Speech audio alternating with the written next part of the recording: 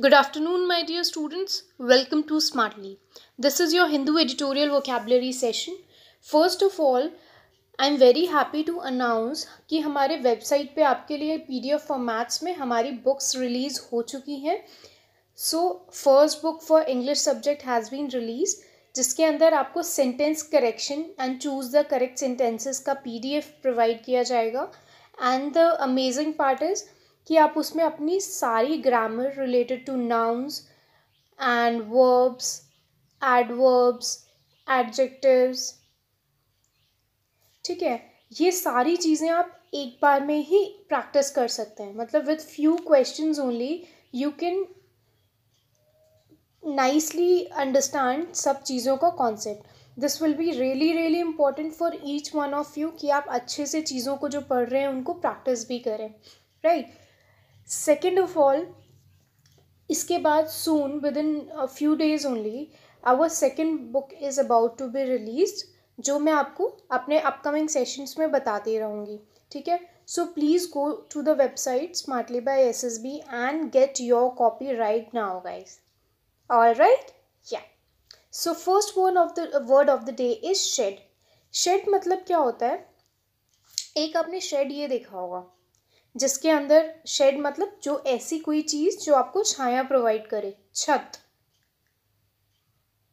वो चीज़ जो आपको शेड प्रोवाइड करे. शेड मतलब छाया, ठीक है, उसको हम शेड कहते हैं.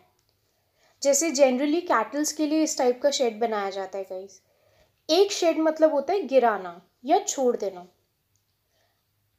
उसको छोड़ देने को मुक्त करना कहते हैं, डिसमिस करना कहते हैं, right. Can you see this? Corona epidemic में बहुत सारी ऐसी जॉब्स थी जिसमें लोगों को शेड कर दिया गया. They were dismissed from their job. So shed मतलब डिसमिस्ड होता है. शेड मतलब होता है टू रिलीज समथिंग. शेड मतलब होता है अ पार्ट ऑफ अ हट or a constructed roof which provides you shade, right? For example, the lorry shed. अब लॉरी ने डिसमिस किया, रिलीज किया it's load on the motorway, right. Next word is upbeat. Guys, we'll move back to this word. यहाँ पर I wanted to explain कि जब आप किसी को डिसमिस करते हैं या रिलीज करते हैं तब ये shade as a verb use होता है क्योंकि ये काम है. But if I am talking about this shade, तो ये हमारा नाउन बन जाता है क्योंकि एक ऐसी चीज़ है. एंड वी नो किसी भी चीज़ का नाम, किसी पर्सन का नाम, किसी प्लेस का नाम, उन सभी चीज़ों को हम नाउन्स कहते हैं. तो if we are using it shade like the shade of cattles, तो वो एक नाउन है. अगर किसी को डिसमिस करने की या रिलीज करने की बात है तो ये हमारा वर्ब बन जाता है. किसी भी चीज़ को 1 से 2 बार हर सेशन में मैं इसलिए एक्सप्लेन करना चाहती हूँ ताकि आपको इसी टाइम पे ये वर्ड क्लियर हो जाए. What you can do is, आप हर बार ये वीडियो पॉज करके साथ के साथ अपने नोट्स कंप्लीट कर सकते हैं. It will be really helpful for you guys. All right. Then the next word is upbeat. Upbeat मतलब किसी चीज़ को के लिए ऑप्टिमिस्टिक या आशावादी होना. कैसे याद रखेंगे? बीट, म्यूजिकल बीट्स आपको काफ़ी ज़्यादा एनर्जी प्रोवाइड करती है, ठीक है. एंड जब वो अपबीट होती है, इंक्रीज होती है, तो आप बहुत ज़्यादा ऑप्टिमिस्टिक, पॉजिटिव एनर्जी के साथ फिल्ड होते हैं and you are filled with hopes, ठीक है. ऑप्टिमिस्टिक मतलब कौन होता है? पर्सन हु हैज़ और who is filled with positive thoughts, okay, और होप्स, उसको हम ऑप्टिमिस्टिक कहते हैं, राइट. और इसी के लिए यहाँ पे वर्ड यूज हुआ है अपबीट. अब आप देख सकते हैं optimistic person, optimistic surroundings, environment, ambience, इन सभी चीज़ों के लिए हम विशेषता बता रहे हैं, चाहे वो पर्सन की हो चाहे वो प्लेस की हो. इसलिए ये एक एडजेक्टिव है गाइज, राइट. आपको एग्ज़ाम में कभी भी ऐसे नहीं पूछा जाता कि कौन सी चीज़ नाउन है या कौन सी चीज़ एडजेक्टिव है. ये स्पेशली मार्क करने के लिए नहीं आएगा. बट जो सेंटेंस में यूसेज होता है, जो FIBs होते हैं, आपके फिल इन द ब्लैंक्स होते हैं, एरर डिटेक्शंस होते हैं, उन सब में ये चीज़ें पता होना बहुत इम्पॉर्टेंट है. अगर आपको ये सब चीज़ें पता है तो आपका 70 to 80% वर्क वहीं पे कंप्लीट हो जाता है. Alright, now see this image. This girl is painting. Now the girl is painting, ये इतना ऑप्टिमिस्टिक नहीं होगा, but this girl is painting a smiley. सोचिए कितना ज़्यादा ऑप्टिमिस्टिक या पॉजिटिव होगी that she is painting a smiley on the wall, right. For example, his voice had an upbeat note and natural warmth that she liked. उस person की, the mail one, उसकी voice में एक optimistic note था. ये note क्या है? जैसे हमारे म्यूज़िकल नोट्स होते हैं काफ़ी ज़्यादा, वही है. ऑप्टिमिस्टिक नोट था और नेचुरल वार्मथ थी उसकी वॉइस में जो गर्ल को पसंद आई, right. Now next word is haphazard. ये हैफिज़ार्ड वर्ड आपने काफ़ी बार न्यूज़पेपर्स में रीड किया होगा. जब कोई भी सिचुएशन ऐसे इंटरमिंगल्ड, मतलब कि फैली होती है कम्प्लीटली, मोस्टली ट्रैफिक जैम्स में देखा गया. आप यहाँ पे देख सकते हैं कितने सारे रिक्शाज वगैरह हैं, they are stuck in the jam. तो जब भी कुछ यूनिफॉर्म नहीं रहता, मतलब इन ऑर्डर नहीं रहता, तो वो हैफिज़ार्ड सिचुएशन होती है guys, right. Something which is random, अनियमित. मेरे साथ आप इसके सिनोनिम्स लिख लीजिए. अनऑर्गेनाइज्ड,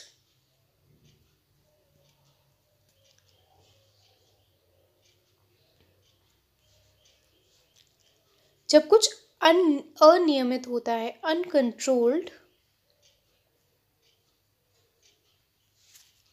जब कुछ कंट्रोल से बाहर होता है तो उसको हम अनियमित कहते हैं, राइट.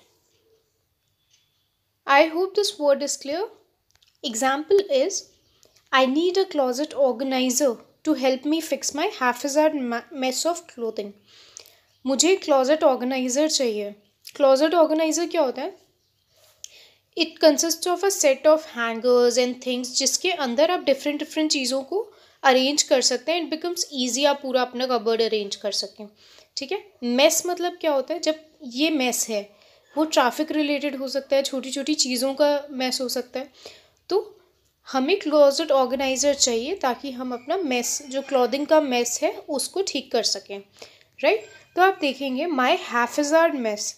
हैफिज़ार्ड हमेशा अनियमित कोई चीज़ होती है, तो किसी चीज़ की विशेषता बता रहा है अनियमित ये वर्ड, इसलिए ये वर्ड एडजेक्टिव का काम करता है, right. I hope the word is clear. Now next word is painstaking. इसको आप पेन टेकिंग ऐसे याद रखेंगे.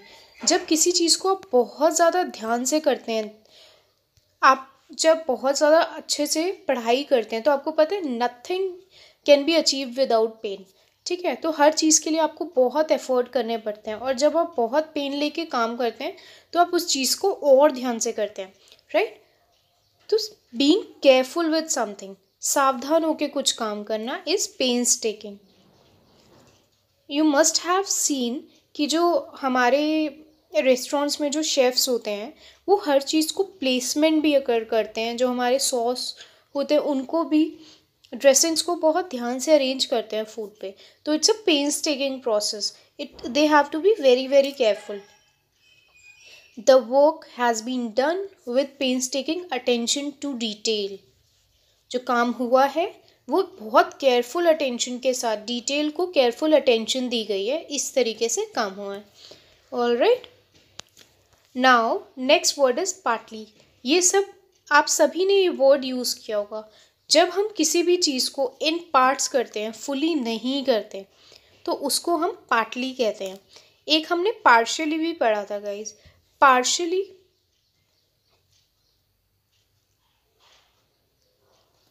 का मतलब भी ऑलमोस्ट सिमिलर होता है एज रिलेट टू पार्टली.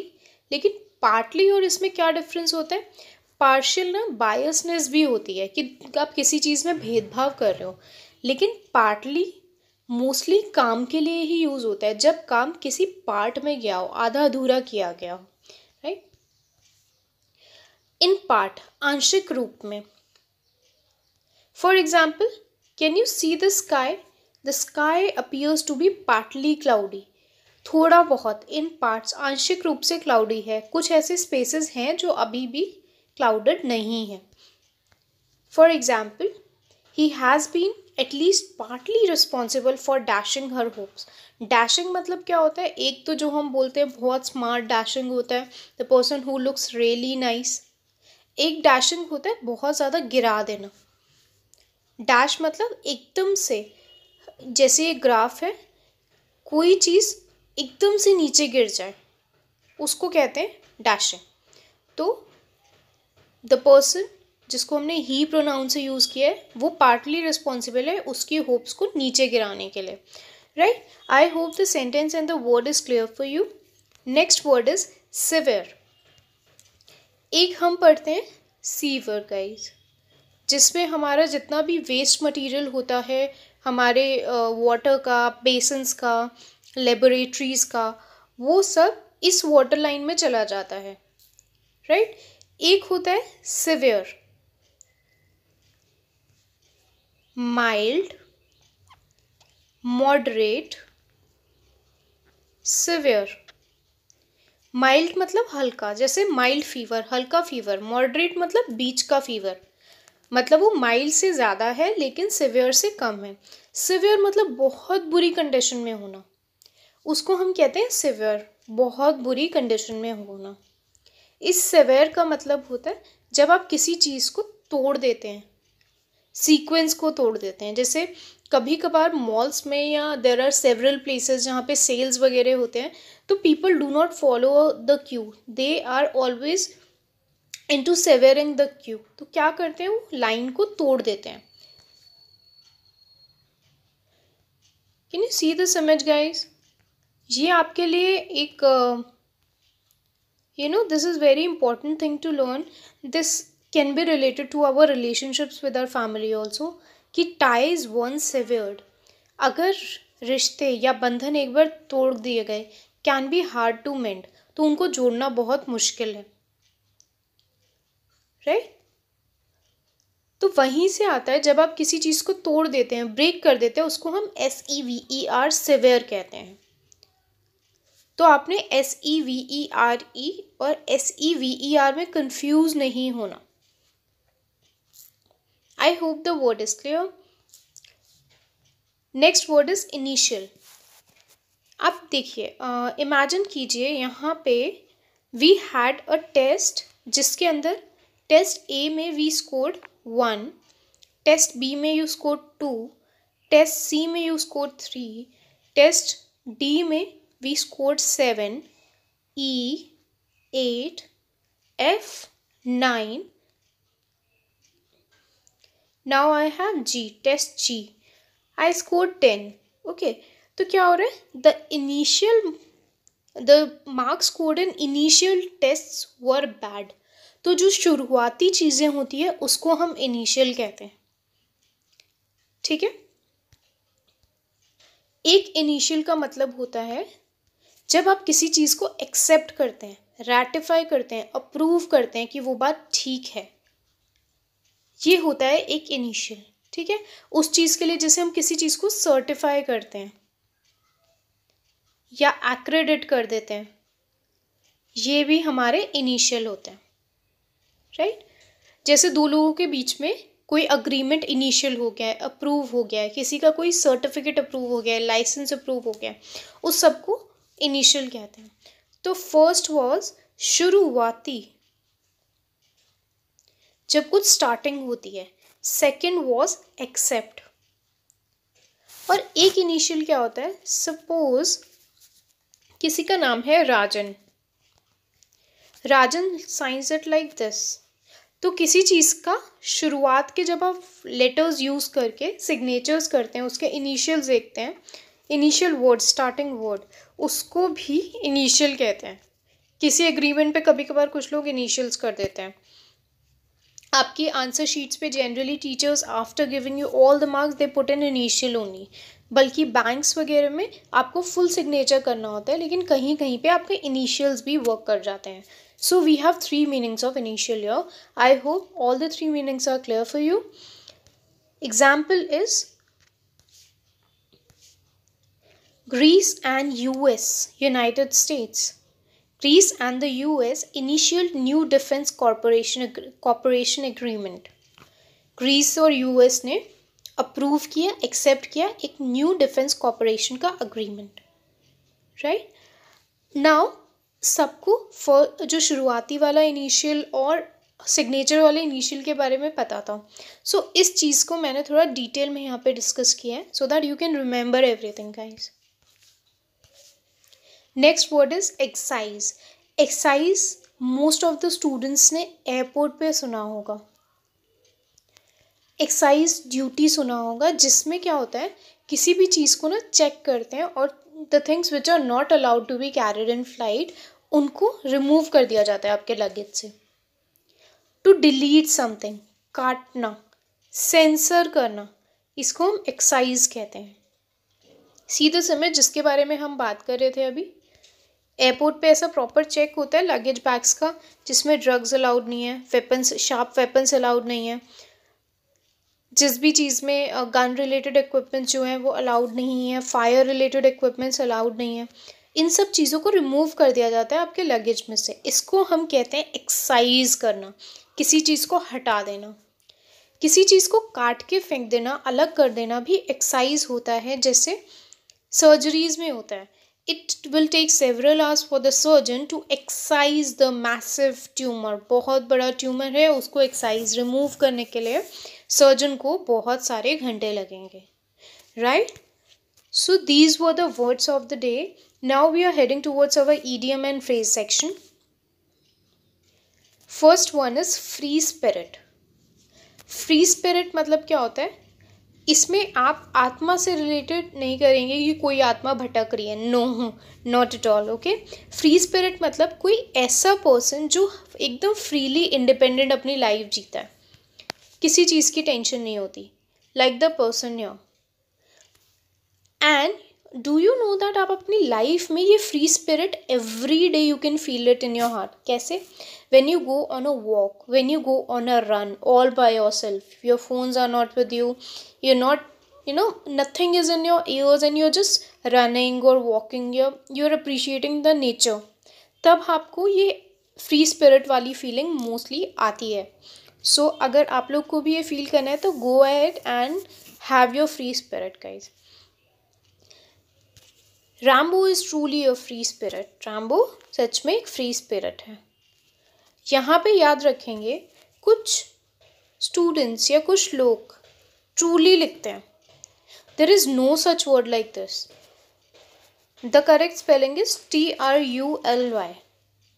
जैसे आप लेटर्स में भी सिंसियरली लिखते हैं, यहाँ पर it's ELY, but in truly there is no ELY, right.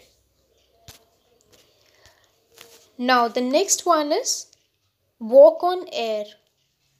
आपने देखा होगा एयर में क्या फ्लोट करते हैं, क्लाउड्स हमारे फ्लोट करते हैं, तो they must be very very light, no, that's why they float in air. तो जब कोई चीज़ हवा पे तैरती है तो ऐसा लगता है वो बहुत लाइट वेट है। और वो कब लाइट वेट फील करती है? जब हम हैप्पी होते हैं। तो it's related to a feeling. जब हम एक्सट्रीमली हैप्पी होते हैं तो we feel that we are walking on air. For example, look at this image, this girl appears to be so happy. जैसे हमको होता है ना, I am feeling like flying. तो जब हम बहुत ज़्यादा एक्साइटेड, रिलैक्स्ड, हैप्पी होते हैं तब हम कहते हैं I am feeling like I am very happy, I am walking on air, और I feel like flying, right. For example, Anne was walking on air when she got the job. Anne was very very happy when she got the job, right? So guys, tell me, how was today's session? Did you like it? If so, then please hit the like button and share it with your friends. Thank you very much for watching this session. It's always lovely teaching you. All the best. Take care.